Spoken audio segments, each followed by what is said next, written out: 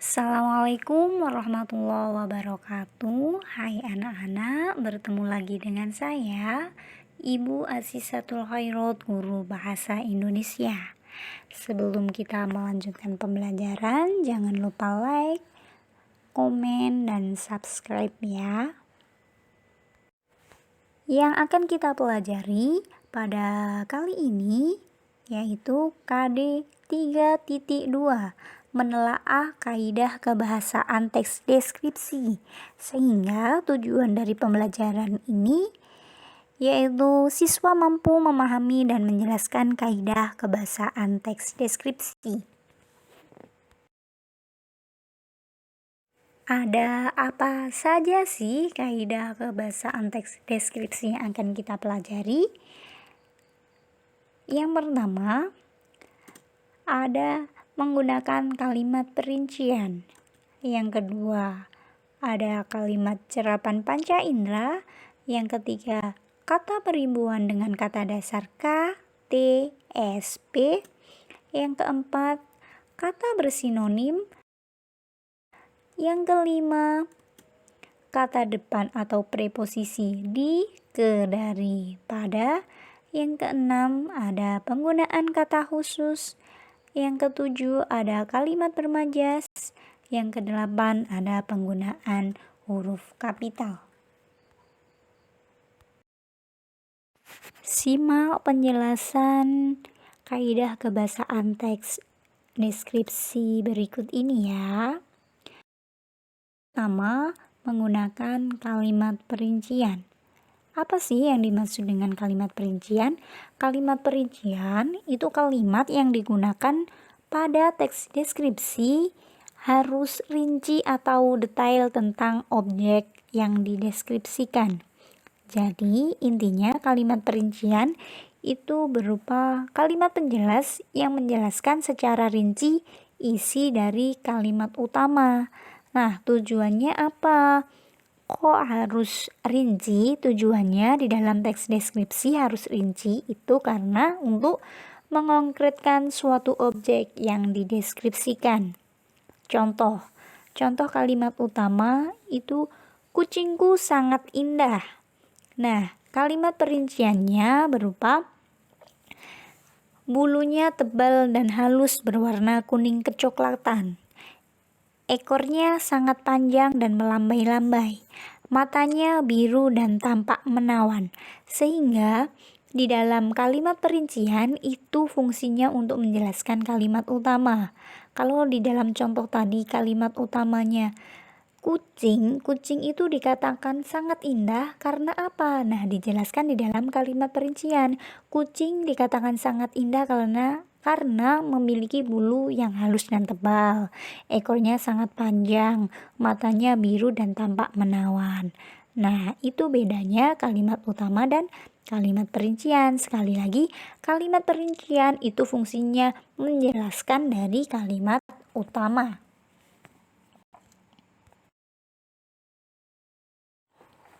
Kaidah kebahasaan yang kedua yaitu kalimat cerapan panca indera. Kalimat cerapan panca indera merupakan kalimat yang melibatkan alat indera seolah-olah dapat dilihat, didengar, dan dirasakan. Kalau melibatkan alat indera itu bisa melibatkan mata, telinga, hidung, kulit, dan lain sebagainya. Sebagai contoh, seolah-olah bisa dilihat. Mie memiliki bulu berwarna kecoklatan, mulai dari kepala hingga ekornya. Nah, di sini pada contoh ini si penulis itu bisa mendeskripsikan kucing yang bernama Mie itu berdasarkan apa yang dilihatnya. Contoh yang kedua, seolah bisa didengar. Ketika lapar, kucingku akan bersuara mii, mii tanpa henti. Nah, di sini suara mii, mii itu bisa dideskripsikan oleh penulis ketika dia mendengarkan. Berarti melibatkan indera pendengaran berupa telinga. Contoh yang ketiga, seolah bisa dirasakan. Dia akan mengibaskan bulunya yang lembut ke kakiku ketika lapar. Nah, di sini lembut, kata lembut itu bisa dirasakan, bisa dideskripsikan oleh penulis setelah dia merasakan. Berarti di sini melibatkan panca indera berupa kulit untuk meraba atau merasakan. Kaidah kebahasaan teks deskripsi yang ketiga yaitu kata berimbuhan dengan kata dasar berawalan huruf K, T, S, dan P.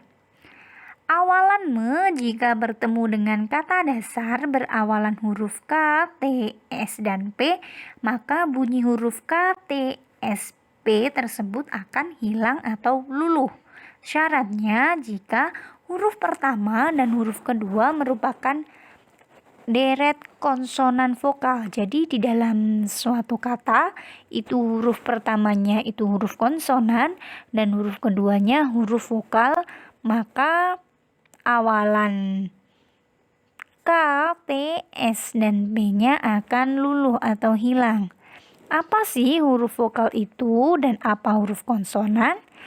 Huruf vokal yaitu huruf hidup yang terdiri dari A, I, U, E, dan O. Sedangkan huruf konsonan yaitu huruf mati. Jadi huruf konsonan itu selain huruf A, I, U, E, O. Contohnya C, D, T, dan lain sebagainya. Contoh, me ditambah kata pukau itu menjadi memukau. Kata huruf P-nya itu hilang atau luluh. Alasannya kenapa huruf P-nya luluh? Karena me bertemu kata yang berawalan dengan huruf P. Selain diawali dengan huruf P, setelah huruf P itu ada huruf U. Sehingga P dan U itu kan deret huruf konsonan baru vokal. Sehingga kalau me bertemu dengan kata dasar yang berawalan huruf K, T, S, P dan di situ setelah huruf konsonan itu ada huruf vokal, maka kata huruf yang berawalan K, T, S, P-nya akan hilang. Di situ pukau menjadi memukau, P-nya hilang atau luluh. Contoh yang kedua nih, ada me plus tulis menjadi menulis, huruf T-nya hilang. Alasannya apa? Karena me bertemu dengan kata yang berawalan dengan kata atau huruf K, T, S, P, dan selain itu setelah huruf konsonan itu ada huruf vokal T dan U. Menjadi menulis, T-nya luluh atau hilang. Nah, beda dengan contoh berikut ini. Me plus produksi menjadi memproduksi, bukan memproduksi. P-nya di sini tidak luluh atau tetap. Alasannya kenapa? Karena walaupun itu sama-sama diawali dengan kata yang berawalan huruf P, di situ tidak luluh karena setelah huruf P deret yang kedua itu ada huruf R, sedangkan huruf R itu huruf konsonan. Kalau sama-sama konsonan atau double konsonan bisa dikatakan klaster, itu maka huruf P-nya itu tetap atau tidak luluh karena di situ double huruf konsonan atau disebut dengan klaster. Jadi me plus produksi menjadi memproduksi, bukan memproduksi. Kaidah kebahasaan yang keempat yaitu menggunakan kata bersinonim. Apa sih sinonim itu? Sinonim adalah persamaan kata. Jadi, sinonim ini kata yang memiliki bentuk berbeda namun memiliki makna yang sama. Contoh, indah itu sinonim dengan elok, bagus. Contoh yang kedua yaitu pandai. Pandai itu sinonimnya pintar. Kaidah kebahasaan selanjutnya yaitu menggunakan kata depan atau preposisi yang berupa di, ke, dari, dan pada. Kata depan itu menunjukkan keterangan tempat dan waktu. Kata depan ini ditulis terpisah dari kata yang mengikutinya, kecuali di dalam gabungan kata yang sudah lazim dianggap sebagai satu kata, seperti kepada, daripada.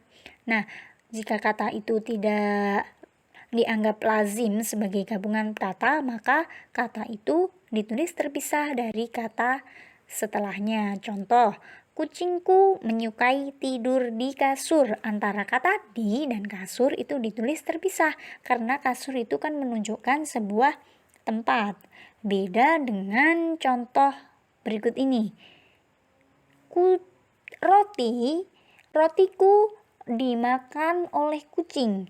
Nah, dimakan itu penulisan di dan makan itu tidak terpisah, karena makan itu bukan menunjukkan tempat atau waktu, tetapi makan itu kan menunjukkan sebuah pekerjaan atau kata kerja, sehingga di dan makan itu ditulis gabung. Nah, kalau yang namanya kata depan atau preposisi itu dinya itu menunjukkan sebuah keterangan tempat dan waktu dan ditulis terpisah. Kaidah kebahasaan selanjutnya yaitu penggunaan kata khusus. Nah, kalau ada istilah kata khusus berarti ada istilah kata umum. Apa bedanya kata umum dan kata khusus? Kata umum itu merupakan kata yang luas ruang lingkupnya dan dapat mencakup banyak hal. Sedangkan kata khusus itu kata yang ruang lingkupnya lebih sempit. Kata umum. Kata umum itu ada hewan. Nah, kata khusus dari hewan itu apa? Kucing. Nah, itu kata khusus dari hewan. Kelinci itu juga kata khusus dari hewan. Contoh selanjutnya ada kata umum buah. Di dalam kata umum buah, kata khususnya apa? Apel. Apel itu merupakan kata khusus dari sebuah buah. Belimbing, apel, nanas, anggur, dan lain sebagainya. Itu namanya kata khusus. Contohnya lagi, melihat. Melihat itu juga kata umum. Kata khususnya berupa bisa menonton, memandang, melirik, melotot. Itu kata khusus dari melihat. Kaidah kebahasaan selanjutnya yaitu kalimat bermajas. Apa sih majas itu? Majas merupakan salah satu bentuk bahasa yang memberikan efek suasana dalam sebuah kalimat agar semakin hidup dan menarik. Nah, majas itu macamnya banyak, tetapi yang sering digunakan di dalam teks deskripsi itu ada majas personifikasi, majas metafora, majas asosiasi, dan majas hiperbola. Majas personifikasi yaitu majas yang membandingkan benda mati seolah-olah memiliki sifatnya manusia. Ingat, itu kata kuncinya, benda mati yang seolah-olah memiliki sifatnya manusia. Yang kedua, majas metafora yaitu majas perbandingan langsung tanpa menggunakan kata-kata pembanding. Jadi perbandingan tanpa menggunakan kata-kata pembanding. Yang ketiga, asosiasi. Asosiasi itu merupakan perbandingan yang menggunakan kata-kata pembanding. Jadi ini kembalikan dari metafora ya. Kalau metafora itu tanpa menggunakan kata pembanding, kalau asosiasi itu menggunakan kata-kata pembanding. Nah, kata-kata pembanding itu seperti apa? Kata-kata pembanding itu bisa kata seperti, bagai, bagaikan, bak, dan lain sebagainya. Itu kata-kata pembanding. Dan kalimat bermajas yang keempat yaitu ada hiperbola. Hiperbola itu majas yang membesar-besarkan atau melebih-lebihkan maksud dari yang sebenarnya. Nah, untuk agar kalian lebih memahaminya, silahkan simak penjelasan lebih rincinya sebagai berikut. Contoh majas personifikasi berupa daun itu melambai-lambai tertiup angin.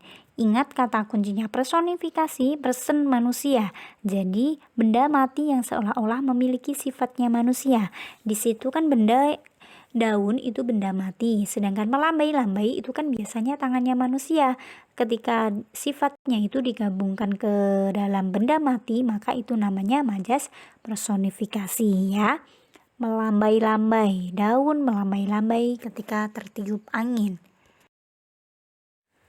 Contoh majas metafora. Kata kunci dari metafora yaitu perbandingan tanpa menggunakan kata-kata pembanding. Contohnya, Raja Siang keluar dari ufuk timur. Nah, di situ ada kata Raja Siang. Raja Siang itu dibandingkan dengan matahari, tetapi di situ tidak ada kata pembandingnya sama sekali, tetapi di dalam intinya itu kan membandingkan antara Raja Siang dengan matahari, sehingga itu namanya majas metafora, perbandingan tanpa ada kata-kata pembanding. Yang ketiga yaitu majas asosiasi. Kalau majas asosiasi, kata kuncinya membandingkan dengan adanya kata-kata pembanding. Contohnya, mata kucingku bersinar seperti bulan purnama. Nah, di situ mata kucing dengan bulan purnama itu dibandingkan, tetapi ada kata-kata pembandingnya. Di situ kata pembandingnya berupa seperti, sehingga perbandingan dengan adanya kata pembanding itu namanya majas asosiasi. Contoh majas yang keempat yaitu hiperbola. Yang namanya hiperbola, kata kuncinya adalah membesar-besarkan atau melebih-lebihkan maksud dari aslinya. Contohnya, larinya kucing itu secepat kilat. Nah, di sini kan intinya kucingnya larinya sangat cepat, tetapi di situ dilebih-lebihkan maksudnya cepatnya secepat kilat. Kan kilat itu cepat sekali. Sehingga di situ kucing yang larinya cepat itu dihiperbolakan, dilebih-lebihkan maksudnya secepat kilat, maka itu namanya majas hiperbola, membesar-besarkan maksud dari aslinya. Nah, pembahasan kali ini kaidah kebahasaan yang kita bahas hanya itu saja. Untuk penggunaan huruf kapital akan kita lanjut di pertemuan selanjutnya. Sekian dari saya, terima kasih. Semoga bermanfaat. Sampai jumpa kembali.